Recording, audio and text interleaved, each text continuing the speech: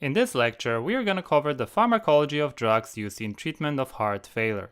So let's get right into it. Heart failure is simply defined as a chronic progressive disorder in which the heart muscle is unable to pump enough blood to meet the body's needs. In a normal heart, the upper chambers called the atria and the lower chambers called the ventricles squeeze and relax in turn to move blood through the body. Now, blood flows through the heart and lungs in four major steps. First, the oxygen-poor blood that has already circulated through the body is received by the right atrium, which in turn pumps it over to the right ventricle. Secondly, the right ventricle pumps the blood through the pulmonary artery into the lungs, where it picks up oxygen. Thirdly, the pulmonary vein empties oxygen-rich blood from the lungs into the left atrium, which in turn pumps it to the left ventricle. And finally, the left ventricle pumps oxygenated blood through the aorta to the rest of the body. Now, the Frank-Starling law of the heart is a basic physiological principle that describes how the heart is able to move blood through the body in a regulated way by pumping out as much blood as it receives. Specifically, this law states that increased filling of the ventricle results in greater contraction force and thus a rise in the cardiac output. In heart failure, however, this mechanism fails, as the ventricle is loaded with blood to the point where heart muscle contraction becomes less efficient. Now, depending on the primary cause, heart failure can manifest itself as either systolic or diastolic dysfunction. In systolic heart failure, the heart muscle becomes weak and cannot squeeze as much blood out. Poor ventricular contractility leads to reduction in the amount of blood pumped out of the ventricle, which we refer to as ejection fraction. While the normal ejection fraction can range between 50 and 75%, heart failure due to systolic dysfunction is typically associated with an ejection fraction of less than 40%. For this reason, the systolic heart failure is most commonly referred to as heart failure with reduced ejection fraction. On the other hand, in diastolic heart failure, the heart squeezes normally, but becomes stiff and cannot adequately relax to allow for normal ventricular filling. As a result, patients with diastolic heart failure have a relatively normal ejection fraction, although stroke volume and cardiac output are reduced. Because of this, diastolic failure is most commonly referred to as heart failure with preserved ejection fraction. Now, in the presence of heart failure, in order to counteract the effect of falling cardiac output and thus reduce perfusion to vital organs, the body will try to compensate via two tightly regulated mechanisms. The first one involves the increase in sympathetic nervous system activity. In the face of a reduced cardiac output, the arterial baroreceptors located in the aortic arch and carotid sinus will sense changes in blood pressure, leading to the release of norepinephrine that in turn stimulates beta-1 receptors located in the SA node, myocardium, and the ventricular conduction system. Stimulation of these receptors increases heart rate and cardiac contractility, leading to greater stroke volume. Because heart rate and stroke volume are components of cardiac output, which is simply equal to the product of the two, when they both increase, cardiac output will also increase to maintain adequate blood pressure and thereby perfusion to vital organs. Moreover, increased sympathetic nerve traffic to the kidney also activates beta-1 adrenergic receptors located on juxtaglomerular cells, causing them to release an enzyme responsible for regulation of blood pressure and volume called renin. And this brings us to the second major compensatory mechanism, which involves activation of the renin-angiotensin-aldosterone system. So in addition to sympathetic nerves directly stimulating renin secretion via beta-1 receptors, the release of renin from the juxtaglomerular cells is also regulated by two other primary mechanisms, which are the renal vascular baroreceptors that stimulate renin secretion in response to low renal perfusion pressure, and the macula densa cells of the distal nephron that stimulate renin secretion in response to fall in sodium chloride concentration. Now, once released into the blood, renin acts upon a circulating substrate that is primarily supplied by the liver called angiotensinogen to produce angiotensin 1, On passing through the pulmonary circulation, angiotensin 1 is converted into angiotensin 2 by another enzyme, which is abundant in the lungs, called angiotensin converting enzyme, ACE for short. Now, circulating angiotensin 2 exerts its action by binding to various receptors throughout the body, with most of its effects being mediated via angiotensin 2 type 1 receptor, abbreviated as AT1. These include stimulation of AT1 receptors in the endothelium of systemic arterioles, which leads to vasoconstriction, stimulation of angiotensin receptors in the brain, which causes the pituitary to release antidiuretic hormone, ADH for short, which in turn binds to specific vasopressin 2 receptors in the collecting ducts of the nephron and promotes reabsorption of water back into the circulation. And finally, angiotensin 2 also acts on the angiotensin receptors in the adrenal cortex to stimulate the release of steroid hormone called aldosterone, which in turn binds to nuclear mineralocorticoid receptor within the cells of the distal tubule and the collecting duct, where it increases expression of genes that encode epithelial sodium channels and the sodium-potassium pump, thereby promoting sodium and water reabsorption and potassium secretion, causing increase in plasma volume and blood pressure. Furthermore, vasoconstriction and fluid retention elevates venous and capillary hydrostatic pressures, forcing additional fluid out of the blood into the tissue, leading to edema, particularly in the feet and legs. The increased peripheral resistance and greater blood volume also place further strain on the heart and accelerate the process of damage to the myocardium, leading to structural cardiac remodeling. At this point, in the final attempt to maintain circulatory system homeostasis, the body will try to counterbalance overstimulation of the renin-angiotensin-aldosterone system and sympathetic nervous system by activating cardioprotective natriuretic peptides.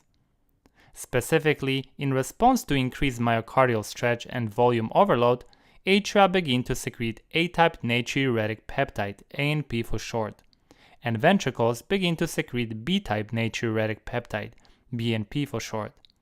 And in response to increased levels of pro-inflammatory mediators resulting from cardiac injury, vascular endothelial cells begin to secrete C-type natriuretic peptide, CNP for short. Now, the main role of these natriuretic peptides is to counter the effects of volume overload and adrenergic activation by stimulating sodium and water excretion, promoting myocardial relaxation, inhibiting cardiac hypertrophy and fibrosis, suppressing sympathetic outflow, and stimulating vasodilation. However, in the end, even this counter response is not enough to save the failing heart. As heart failure advances, further activation of the renin-angiotensin-aldosterone system and the sympathetic nervous system ultimately overcomes the short-lived beneficial effects of the natriuretic peptides. And this brings us to the second part of this lecture, that is the treatment of heart failure. Now, the pharmacological management of patients with heart failure is complex and may require the use of several classes of drugs. So now let's discuss these one by one, starting with beta blockers. So beta blockers work by binding to beta-1 receptors in the heart and subsequently blocking the action of norepinephrine, thereby reducing heart rate and contractility, which in turn decreases cardiac output and blood pressure. As a side note here, keep in mind that decreased heart rate allows more diastolic filling time, so the stroke volume is typically not reduced. Now, similarly, via blockade of the beta-1 receptors of the renal juxtaglomerular complex, certain beta blockers may also reduce renin secretion, thereby reducing the severity of angiotensin 2-induced vasoconstriction, as well as aldosterone-induced volume expansion. It's important to remember that this, however, is not beta blockers' primary mechanism of action. Among several beta blockers on the market, currently only 3 have proven to reduce mortality in heart failure patients. These are bisoprolol, carvedilol, and metoprolol. Out of these 3, carvedilol has unique pharmacological property in that it not only blocks beta-1 receptors in the heart, but also alpha-1 receptors located on the smooth muscle of the arteries and veins. By preventing norepinephrine from activating the alpha-1 receptor, carvedilol causes vessels to dilate, thereby reducing total peripheral resistance. Alright, moving on to the next class of drugs for heart failure, that is angiotensin converting enzyme inhibitors. Drugs in this class selectively inhibit the angiotensin-converting enzyme, which in turn reduces angiotensin II production and its effects on vasoconstriction as well as ADH and aldosterone secretion. In addition to this, inhibition of ACE increases levels of a potent vasoactive peptide called bradykinin. Unlike angiotensin II, which is a vasoconstrictor, bradykinin is an endogenous vasodilator, which is normally degraded by ACE. So when ACE inhibition occurs, while angiotensin II levels drop, bradykinin levels rise. As a result, the blood vessels become dilated, total peripheral resistance is reduced, and blood pressure is lowered, thereby reducing the effort needed to pump blood around the body. Drugs in this class include captopril, enalapril, fosinopril, lisinopril, quinapril, and ramipril. Another related class of drugs called angiotensin receptor blockers, ARBs for short, also works on the same angiotensin pathway. However, instead of blocking the enzyme that drives angiotensin II production, ARBs work by binding to AT1 receptors located on vascular smooth muscle as well as other tissues such as heart, directly blocking the actions of angiotensin II. As a result, the effects are similar to ACE inhibitors, that is, less vasoconstriction and less ADH and aldosterone secretion, which lowers blood pressure and ultimately prevents damage to the heart and kidneys. Also, because ARBs do not inhibit ACE, they do not cause bradykinin levels to rise. This makes ARBs a good alternative to ACE inhibitors, as more bradykinin not only contributes to the vasodilation, but also contributes to some of the side effects of ACE inhibitors, such as cough and angioedema. Drugs in this class include candesartan, losartan, telmisartan, and valsartan. Now, despite being treated with an ACE inhibitor or angiotensin receptor blocker, many heart failure patients continue to suffer from cardiovascular events. As a result, increasing the beneficial effects of natriuretic peptides has gained significant interest as a therapeutic approach in the management of heart failure, leading to development of a new class of drugs called angiotensin receptor neprilysin inhibitor.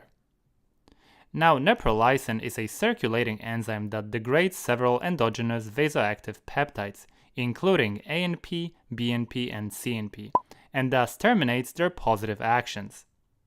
Angiotensin receptor neprilysin inhibitor simply combines angiotensin receptor blocker and neprilysin inhibitor to simultaneously block angiotensin II receptor as well as inhibit neprilysin enzyme, thereby preventing it from breaking down natriuretic peptides. This results in an increased longevity of natriuretic peptides as well as enhancement of their beneficial effects. The example of drug that belongs to this class is sacubitril valsartan. Now, another shortfall of ACE inhibitors and angiotensin receptor blockers is that in some cases they don't suppress the excessive formation of aldosterone sufficiently. Therefore, select patients with moderate to severe heart failure can also benefit from another class of drugs called aldosterone antagonists.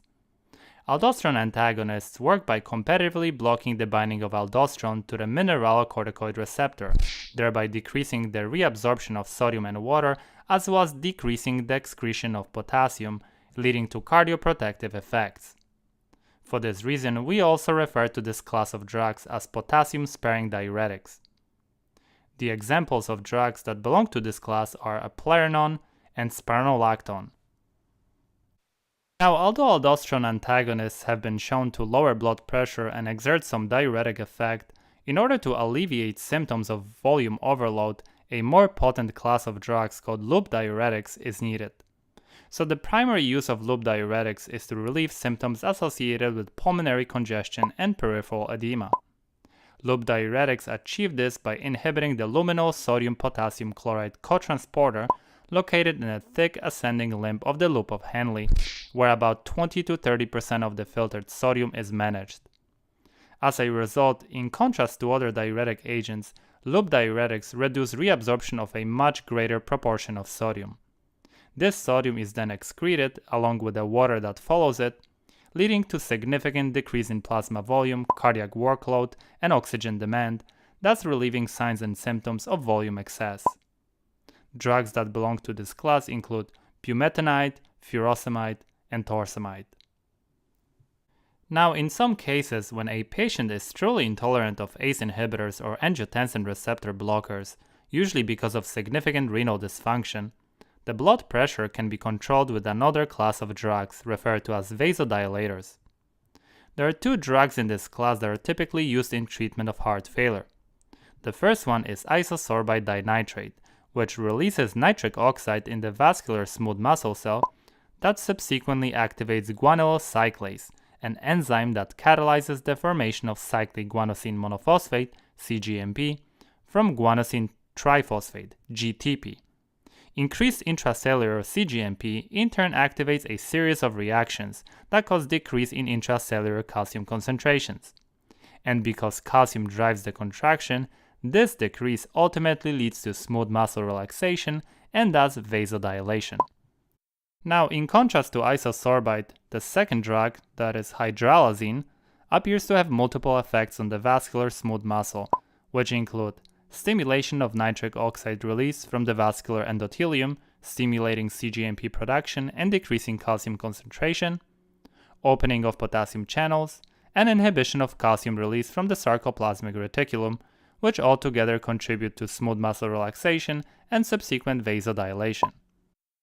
Finally, before we end, I wanted to briefly mention one more drug that can be used in management of heart failure, particularly in patients intolerant to ACE inhibitors or beta blockers, that is, digoxin.